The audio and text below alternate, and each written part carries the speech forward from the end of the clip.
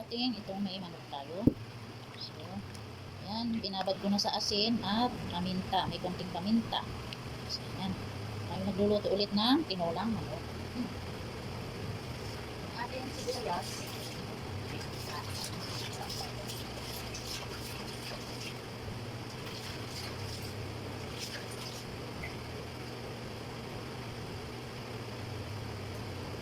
Wala tayong ibang niluluto kasi kundi yung gulay, tinolang manok, ayan. Pakbet, lang mo ating ay, asin, laga, nakalit-kalit lang. Kalit-kalit lang namin ating ilapit yung ating makita yan, para makita yung ating paghihiwa. Ito yung halo niyang gulay, may ampalaya. So, dadamihan ko ito ng sibuyas kasi yung sibuyas namin, no, meron ng meron na siyang tawag dito. Meron ng ano, pwede nang itanim. Ayun, may tubo na siya. May tubo na sibuyas natin. Mga kamare. Mga Mars and kamare. Ayan. Tubo na. Ayan, o. Ating hihiwain na ang ating mga sibuyas. Dadamihan natin ng sibuyas. Ayan. So, ito kasing sibuyas, maganda rin sa katawan. Kaya, kailangan damihan din natin. Ang isa.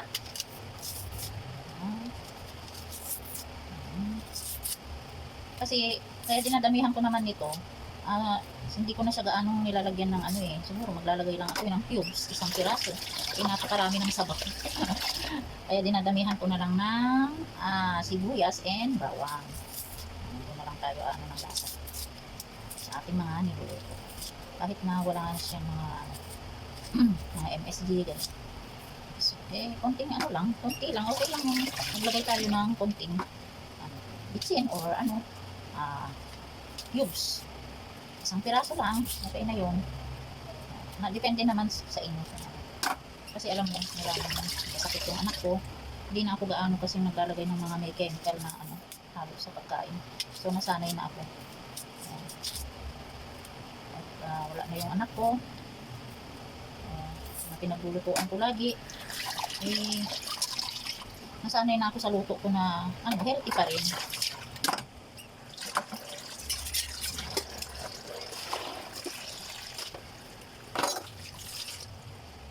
Tayo na naman ako, naalala ko na naman. So kailangan move on na tayo kasi nag-move on sa mga nangyari sa buhay-buhay. Kahit sabihin mong nagdadalawang taon na, doon pa rin na may mga wishes ka na sana gano'n. Wala pa tayong magagawa. Yun po ang kalooban ng Panginoon. Kahit ano man yung gusto natin nangyari, ang Panginoon pa rin susunod. Salamat sa biyaya niya. Kami ay patuloy ng binigyan ng kalakasan. Salamat sa Panginoon. Alam naman namin na ano na yung po ang bin namin. Araw-araw nagluluto ako para sa kanya. Ngayon, mga memory na lang para alam namin.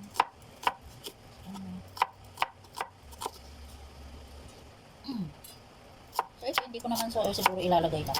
Tatas ko na lang yung iba. Ayan. Binalatan ko lang kasi meron na siyang tubo.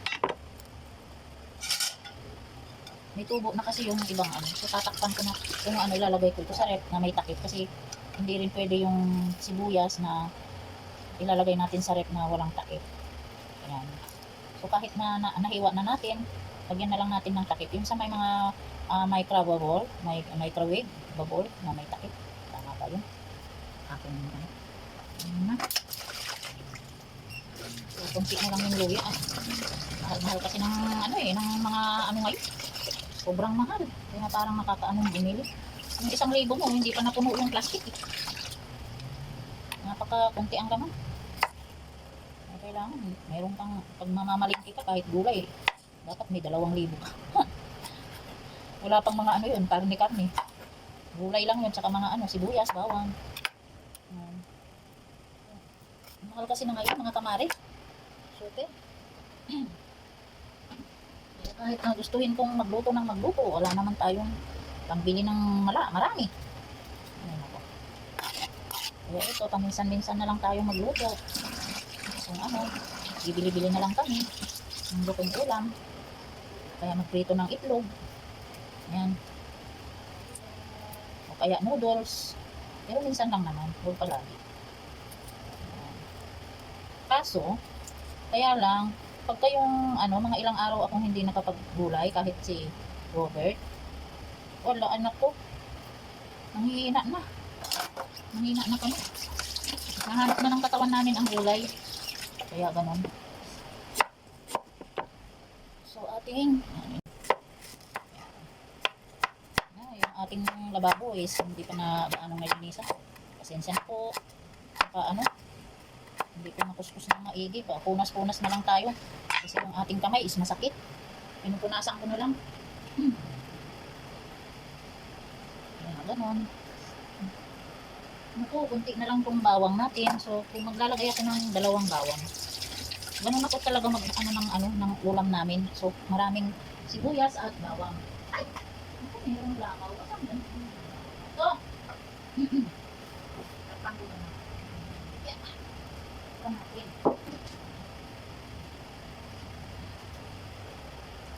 So, ito yung ating bawang. Babalatan muna natin. Ayan. Ayan. Kaya na natin. Satiin muna natin kasi aalisin natin yung nasa dulo niya. Ayan. Yung nasa dulo. Ayan. Bago natin balatan.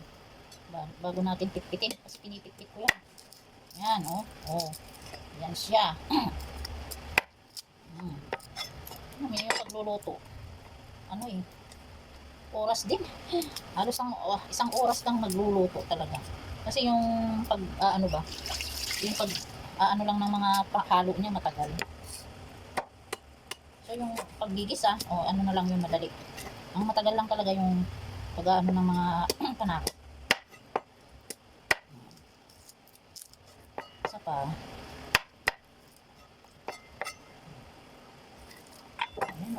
So, hugasan ko muna ito bago ko pipitikin. Kasi alam mo naman, sa palengke natin ito binili. Kasi siyempre, naarikabukan na yan. Kaya kailangan talaga hugasan natin bago natin pipitikin.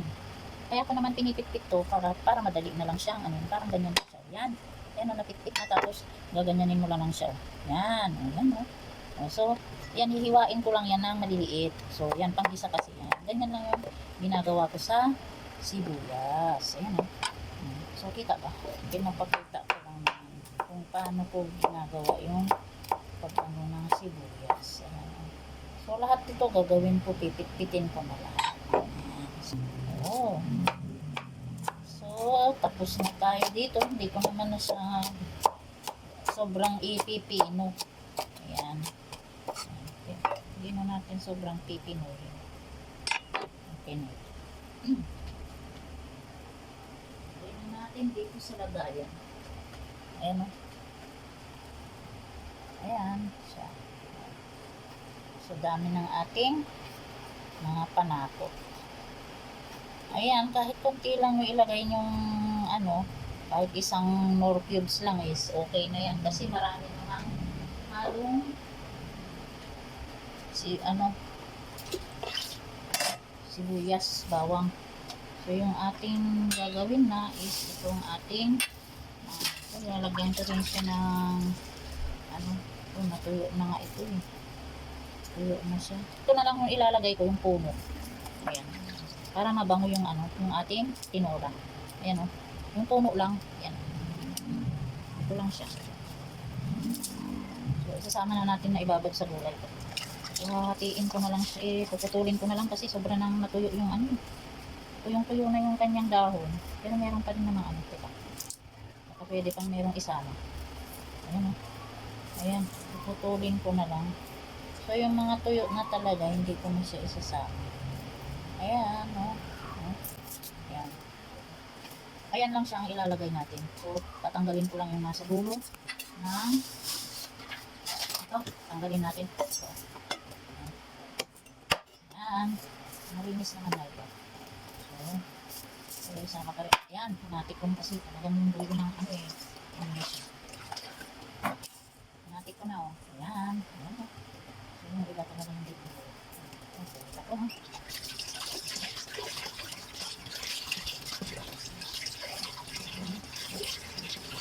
Sasalik ko na lang ito. Isama ko na lang sa gulay. Ay, hindi. Pag-isa pala. Ayan oh. Malinis na yan. Tapos natin ito kasi tayo magluluto na ay mag-aano na ng gulay.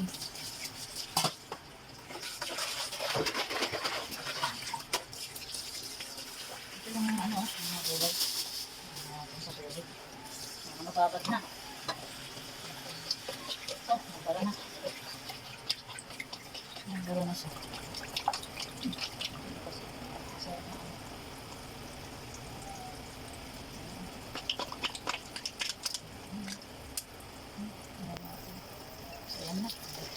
Natin ng ibabad. Ibabad na natin. Siguro, ang gawin natin yan. Ayan. Tapos dito kasi. Ayan.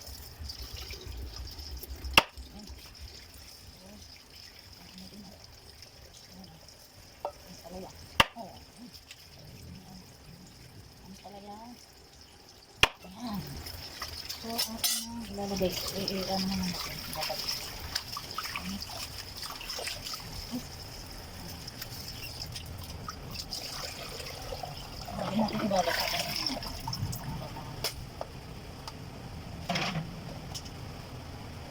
Hindi na nga ito babad na natin.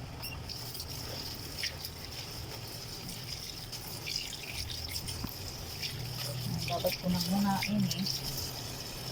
Lagyan natin ng ito yung asin. So, dalawang takot yung natin. Ibabad muna natin.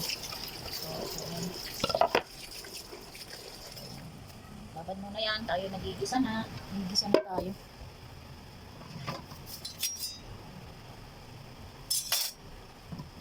Kasi gutom na raw. Isa. So, babalnawan ko lang to. Nagigisa natin. Malinis naman na ito. Kasi siyempre tayo naman natin.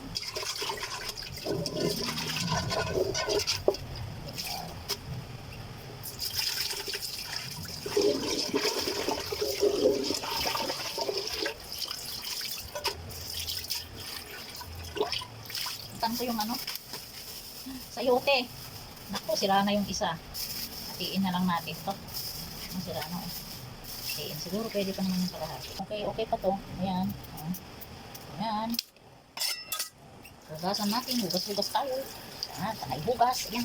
Kaya yung ating kamay is na ano na. Ayan. So, hatiin ko lang to. Ganyan po. Ayan. Okay. Lagay natin sa lagayan. Lagay ko na lang. Ayan. Hatiin ko rin po mga iba. Ayan o.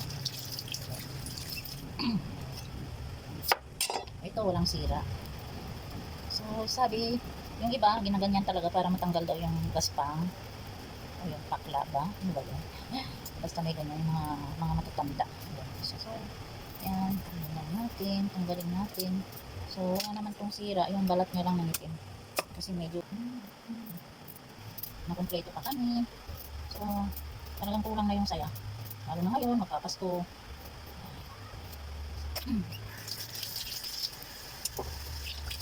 Natin talaga alam yung mga nangyayari sa buhay ng tao, sa buhay natin. Kailangan maghinanda sa lahat ng bagay. Siyempre, ingatan din natin yung mga sarili natin kasi yung ano naman natin, katawan is ayan, hiram lang natin po sa Panginoon, kaya ingatan natin. Ingatan natin. So, nasa atin na kung ano kasi binigyan man tayo ng Panginoon ng sariling pagpapasya. Nasa atin kasi yun eh. Ayan. At siya yung nagpapatupad ng mga bagay na ano natin.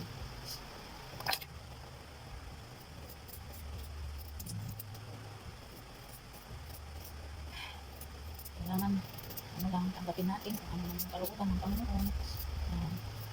Masakit yung nawala ang anak ko, ang din namin, pero pinagkatiwala na namin sa Panginoon lahat. Kaya kailangan din mag-move on na kahit na magdadalawang taon na, doon pa rin yung talaga. Pero salamat sa Panginoon kasi yung sakit na naramdaman ko, parang sa tuwing naalala ko yung mga bagay na hanggang ngayon, parang pa rin ako pagka naano ko yung hirap. Kasi kita ko lahat yung hirap ng anak ko eh. Kaya mahirap talaga. Pero salamat sa Panginoon Diyos na kinonfort niya kami, kinonfort niya ako. Nag-move on pa rin sa mga pangyayari. Siyempre, ano pa rin yung panghihinayang pero siyempre, tanggapin natin. Kaya pagka nagluluto ako, ganito na lang ginagawa ko kasi wala eh, parang ano ako. Salamat dito sa yung pag-vlogging kasi ito yung isang naging comfort ko ba sa mga bagay para makaano ng mga naramdaman. Siyempre, ayan, may merienda muna ako kasi nagutom ako. Gutom. Kasi kanina parang wala akong ganang kumain. Hindi hapay. Ay. Kainin ko muna itong tinapay. Tapos magigisa na tayo. Ito naman, ayun, nakababad pa rin. Nakababad pa rin yung gulay natin. Kunti nga lang yung gulay. Gusto ko sana marami yan. Kaso ang mahal. Mahal. Yung tali na, ang liit-liit, 10 piso. Ang liit-liit. So, 5 tali lahat yan. Bali 50. Ang kulang na yung pera kanina. Dala.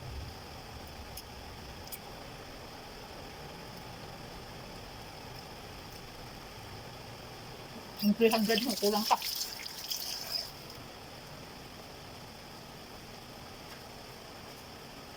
Pero at least, yung mga 350, maghapon mo na yun na ulam. Depende pa rin sa ulam kasi yung manok. Pero pag mga baka, karne ng baboy, naku, siguro yung 500 mo. Pero kung kahit paano, kaysa yung bumibili ka na. Luto na siya. Ay, nako. Ayan na. Ito yung ating gulay. So, alisin ko na ito. Kasi baka pumait eh. Ayan na yung mga langaw din. Marami na sila. Ayan o. So, ililipat ko sa din. Para hindi sa pumait.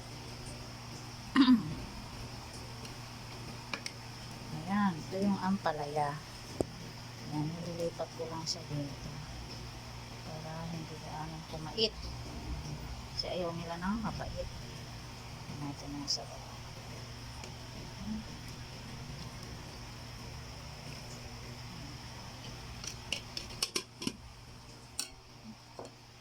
Natin, luto na rin, brown rice.